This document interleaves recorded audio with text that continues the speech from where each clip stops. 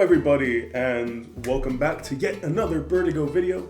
At the time of recording this, I'm still a little bit sick. I don't know if it's obvious with how my voice sounds again, but I got my cold brew, and it has me like really jacked up, and I'm feeling the caffeine, and we're gonna have some fun. We're going to do something that I haven't done very often in my life, believe it or not, which is go on Reddit. And we're specifically going to take a look at the Smash Bros section of Reddit. We're going to find people who maybe need a little bit of advice or suggestions, and I am going to approach it as someone who, number one, is making content, number two, is coming from the positionality of being a therapist, and also as just someone who plays the game and knows a little bit about Smash. I mean, I know my videos don't exactly make a good argument for me, but okay, I've played this game since I was like 11 or 12, okay? I might have been in 6th grade when I picked up a GameCube controller and played Melee for the first time. So we're gonna get into it. Let's see what we can find. A few moments later. All right, so we're gonna start first with the Google search. So we're just gonna do Smash Bros Reddit. Okay, our first one is from Not So Happy 1423. I'm really bad at Smash and it's making me really unhappy. Can't relate, obviously. Long time lurker, first time posting, need advice for either getting better or play with people that are many, many levels better than I am. Best buddy brought his Switch from home last year. Everyone's been playing Smash religiously. The person chose Ice Climbers. Well, that is your first mistake, my friend. Just kidding, no offense to the Ice Climber mains. Nothing I do made me near competitive with all my buddies. Aerial combos and being able to 0 to 100% sometimes, but I have a ton of trouble finishing.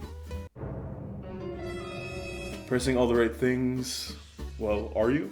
But my character doesn't exactly do that. I've brought my own Switch, practiced offline, watched a ton of streams, countless hours a day, and playing can feel miserable. It's an unspoken hierarchy among buddies.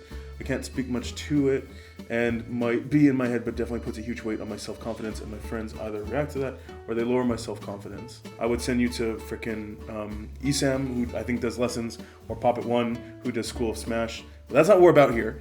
You don't come to your boy Vertigo to learn how to get better at Smash. You learn, the marginal things that will hopefully try to make you be motivated to be like a little bit happier and, take better control of your life and all that other stuff. So before I give my take here, I kind of want to read some of the comments, just to see what like other people are saying so far. Mayhem Messiah, cool name by the way. If you're truly completely unhappy, stop playing and do something else. However, it sounds like your group has played the game for much longer, and you should indeed expect to fight uphill battle. Fight uphill battle. Only recommendation is get used to being dunked on, and don't see that as a negative. You aren't playing on even ground, so don't aim to win more games than not, or even at all. Aim to improve your own game, your own skills, your own techs that you need to make Ices shine. Set your own goals that aren't being the winner according to the game, but the winner according to your journey into one day flexing on your roommates through sheer perseverance. So I'm gonna be real. This first comment is one that I'm actually a really big fan of. I think with a lot of people who I talk to, one of the biggest things that comes up is, you compare yourself constantly to other people. Other people are doing this. They have this skill, they have this job, they have this income.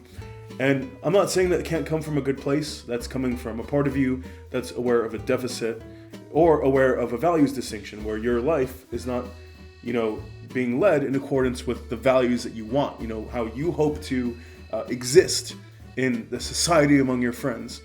So there's a saying that I find pretty valuable, which is, I don't know anything about the stock market, by the way, but what I think happens is you don't really just say, oh, look at Target.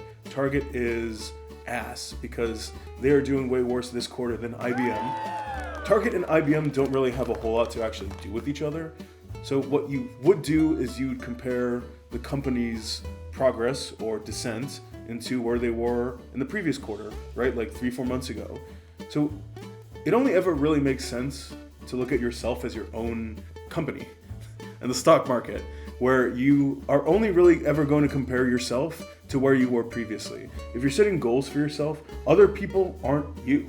You have to focus on where you're coming from, your specific set of situations, your specific circumstances that made you be who you are. demanding that you're better at Smash than your friends who maybe have more experiences, more natural talent, it's not going to happen, and it's going to continue to make you miserable. Okay, so our next one is, I just got 3-0'd by my orchestra professor. How should I cope?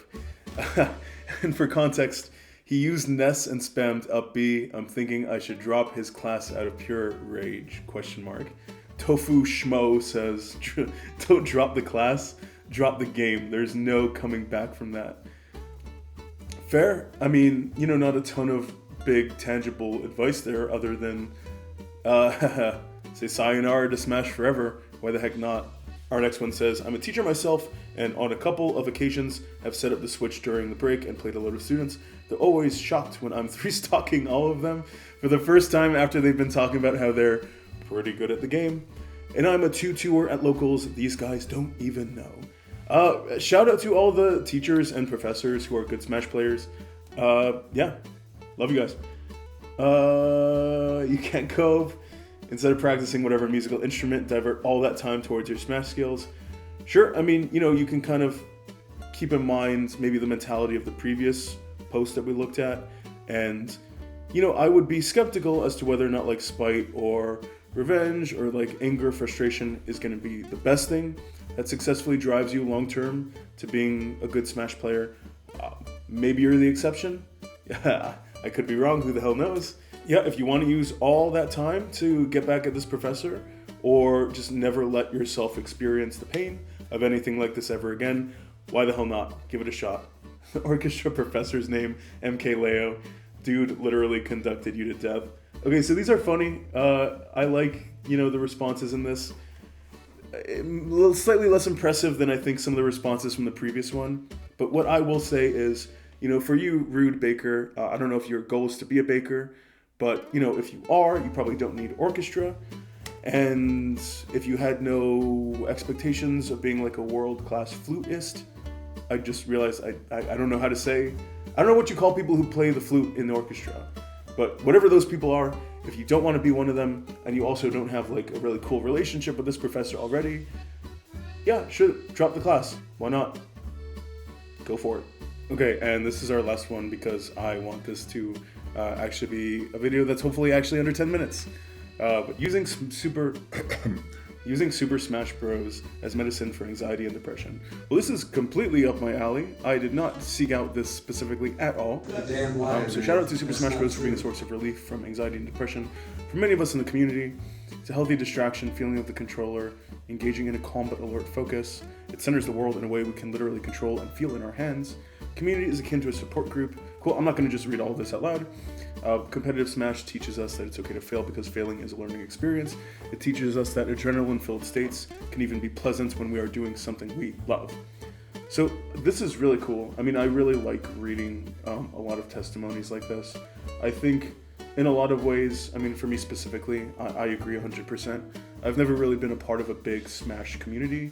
It's really only been something within me and my immediate friend group. But for, freaking 16 years of my life at least, this has been a source of immense intensity, laughter, just a lot of really positive memories, and it's a great way to like connect with people and laugh and bond, and I'm really happy to see so many people actually really finding that it's true for them too. This person says, "You Utch, it's great if Smash helps with your anxiety. Remember, medicine is always the best medicine." Sure, yeah, in a lot of ways, yeah. If anyone reading this is currently trying to cope with mental illness, please see a doctor and fix that immediately. I don't know if it's necessarily that urgent. I mean, mental illness, mental problems all exist on a spectrum. Just because you have some symptom doesn't mean you need immediate cure. In fact, learning how to do something yourself, as long as it's not super crazy, can be a good way to just build self-confidence and feel like you're in control of your life. Favorite part was meeting new friends through Smash. That's awesome.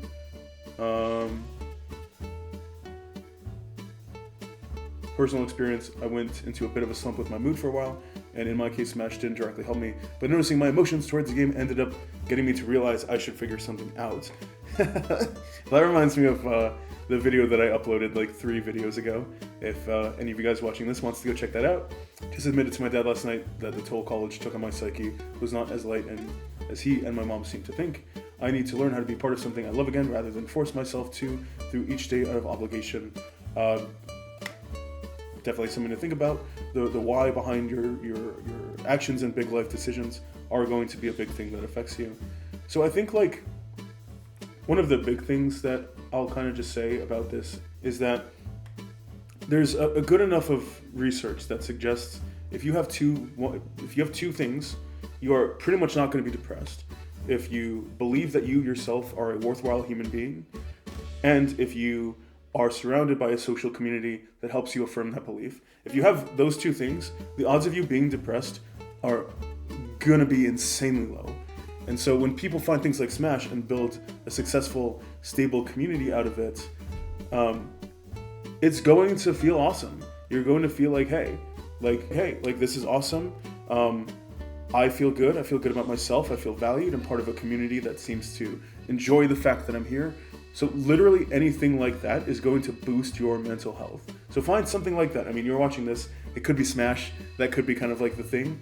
But if it's not, find something else. Find a community of people who are willing to like give you and corroborate your own positive beliefs. Yeah. Well, that's it for the video today, guys. Thank you very much for stopping by my channel. Thank you for checking out this video. It's a bit different from my last one. We're going to continue to change things and do new stuff and just, see what people like. Thank you again. Happy New Year to all of you. And I'll see you at the next one. Peace.